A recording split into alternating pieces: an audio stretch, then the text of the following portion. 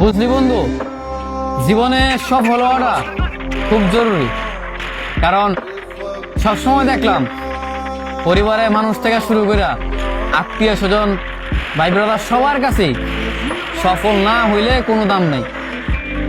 সবসময় দেখলাম কি, যখনই পকেট ভর্তি টাকা হইলো, যখনই পরিস্থিতি খুব ভালো হইলো, তখনই মনে করছে সব মানুষ আপন বানাইলো, সব মানুষের কাছে ভালো আছিলাম।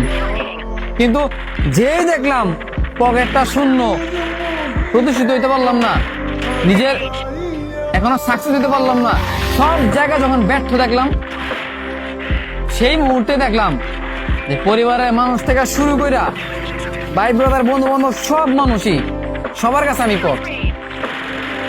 তোর যখন এই পরিস্থিতিতে মানে তুই করবি, যখন তুই দেখবি যে তোর ফ্যামিলির কাছে, তোর বন্ধু বান্ধব বলো, আত্মীয় স্বজন বলো, সবার কাছেই তুই পর হয়ে যাবি, মানে তুই যখন এটা দেখবি তখন বুঝবি এটার পেন কি জিনিস।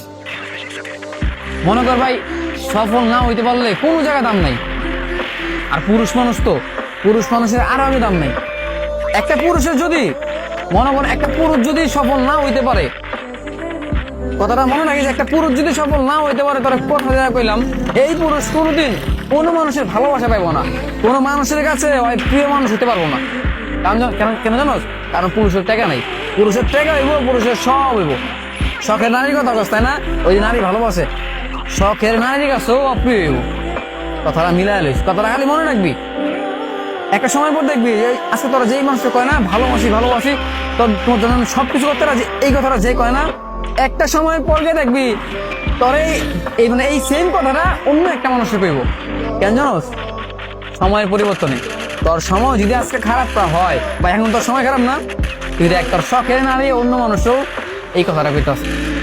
অবশ্য তুই যদি সফল হইতি, তোর